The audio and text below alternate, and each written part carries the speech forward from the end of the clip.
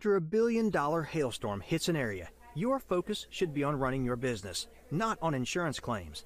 We have helped streamline the insurance process for hundreds of roofing contractors across the U.S., and we can do it for yours too. Visit us online at c3adjusters.com and learn how we can help you save time and get claims paid faster. Good afternoon, everybody. Lee Meteorologist Sean Choquette here for our daily 12 p.m. hail forecast, sponsored by C3 Group and Merlin Law Group. It's a Monday morning. I know a lot of folks probably were out and about with all the storms that happened Saturday real early. So we'll get into that in just a second. Before we do, come check out Hail Trace starting on March 12th through May 3rd at the Company Cams Highway to Hail event tour. A whole list of cities here. And so just go check those out. You can go on Company Cam's page, and that will lead you guys to more details about where they're all actually located and the registration, all that jazz. And also our website and our app are live. I know a lot of folks probably logged on there for the first time on Saturday when we had some storms roll through the Dallas area. And if you need some guidance, you need some help, we can get you guys all set up a training, give us a call. The number will be at the end of the video, but it's also 855-334-4245. Again, it'll be on the screen in the video a little bit later on. I know you guys having some problems, so we can help get you guys squared away and ready to go for the first big-time storm that goes on. Just a recap of Saturday, if you didn't watch, we had Dallas, Grapevine, Lake Worth, Texas. We had up to golf ball size hail that was not actually in the Metroplex. That was to the west. The Metroplex itself had up to $50 size hail. This wasn't a huge event by any means. I know a couple folks might have been out there hoping to find a whole ton of damage. There is some damage, some very minor, 1-2 hits, maybe some dings and gutters, some hits on the cars. If you have found any actual damage, go ahead and post it in the comments section. Keep it to yourself if you want to have your own little honey hole. But this is a good storm to have a new date of loss for maybe some older damage. I know a lot of the areas that got hit were areas that have been pounded pretty hard the past 3 years.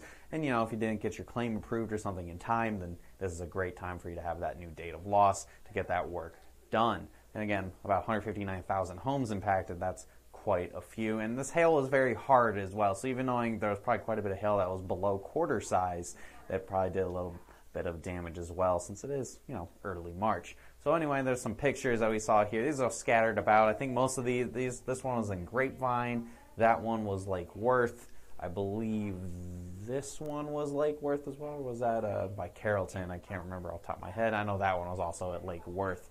So, and then there were storms near downtown Dallas as well that came through in the second wave. So there's a bunch of stuff, a bunch of things to get you guys probably a little excited for the start of actual storm season. Maybe the next storm will be more classic Dallas, where you have that crazy big hail. So anyway, forecast for today, nothing in Dallas, but still in Texas, just very far to the west. We have a chance of some hailstorms this evening after about 6 or 7 p.m. Now that we are in daylight savings time, everything kind of shifted anyway.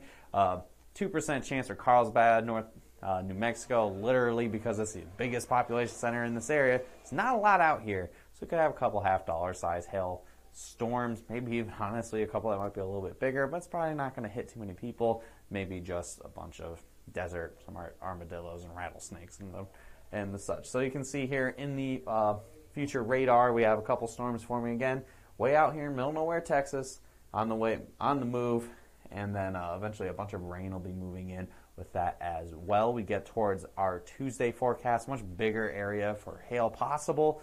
Preliminary forecast for right now, I think we got to see up to some golf ball size hail possible. Storms forming in eastern sections of New Mexico, most of West Texas, possibly as far to the east as just east of Lubbock, probably south of Amarillo, and then the occasional storm that could have up to $250 size hail. That can make it into western Oklahoma and maybe try to flirt with the Dallas region, but I think it's going to be a pretty angry squall line by the time it gets to the I-35 corridor. Very late on Tuesday night, probably into your Wednesday morning. I think we'll have an angry squall line cross I-35, probably a lot of wind.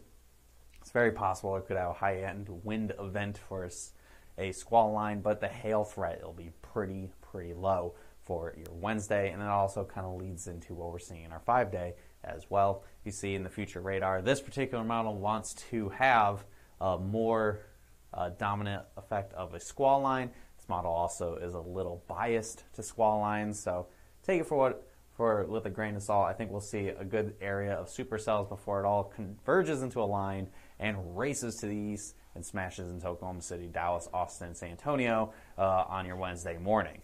So going to your 5-day forecast, what we have after this event happens? Well, unfortunately, probably not a whole hell of a lot. I think Wednesday is going to be pretty quiet. I think there will be some storms, but it's going to be that squall line continuing into the southeast. Not really much hail in there. Thursday, I'm watching. This one could be kind of interesting. I have low confidence in it right now. Hell, by the time tomorrow rolls around, it might not even be in the 5-day.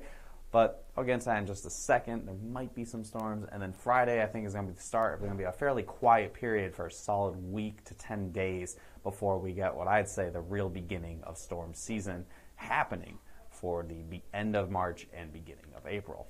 So overall, the view look, we have no hail threat on Wednesday. There will be storms in this general region, basically the Mississippi Delta points east. But that's going to be a squall line, likely very little, if any, hail. So say no hail threat. Thursday, I'm watching here in Illinois. We have a very strong low pressure system. You're going to see a blizzard in the Denver area. You're going to see the big time storms here in the southern plains, I-35 corridor. And this is going to continue racing towards the Great Lakes region, and near the low, it looks like there's going to be an area of instability, potentially some tornadoes, potentially some hail. We'll have to kind of watch and see what's going on. That's my guess right now, is basically the majority of the state of Illinois. We'll see if this is still here by the time the next couple model runs come through and things try to pan out a little bit for your Thursday. And then Friday, things are quiet. I'm going to show you guys a jet stream here, show you what we're seeing beyond this week. So that's a big angry system, and then you see how the jet stream kind of comes down in this general area. Got a big ridge off to the west. That's not a good sign for severe weather. So I think we're going to see, again, a quiet period of time. My 2019 hail forecast had big time the severe weather starting in the second half. Well, ended up being the first week of March, a break in the middle, and then I think the end of March. So kind of close, but not too bad for a couple months out. But I think, again, this weekend we're going to see quiet, and then I think a good chunk of next week will be fairly quiet as well. So that's all I got for you guys today. Make sure you follow us here on Facebook, especially if you're watching us on Facebook, and hit See First for any sort of live updates, or we have any new maps available, any cool posts that we do, and posting about where we are going to be at. All that will be superseding the weird Facebook algorithm. If you hit See First, it'll be right at the top of your newsfeed, especially like say Saturday. We went live about 4 o'clock in the morning. And I know a lot of folks probably weren't awake then for that, but you can always go back and watch that live coverage afterwards, where we were walking through the storm step by step as it was occurring.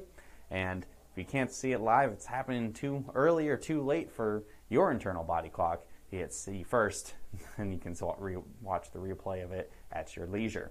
And finally, if you want more information, you can give us a call. If you're having issues with the new website, the new app, feel free to call us at the number right here on the screen. You can email us at info@hailtrace.com or visit our website, hailtrace.com.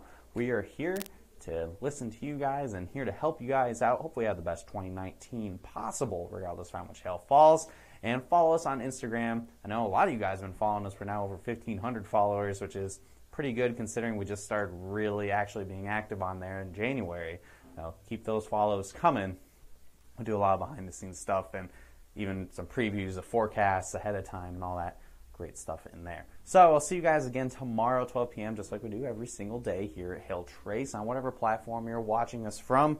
I guess I probably should have checked to see if you had any comments coming in. The comments aren't working on the screen right now. All right. Doesn't look too active, so I'll see you guys again tomorrow at 12 p.m. like we do every single day. Have a great Monday, everybody. I'll see you tomorrow.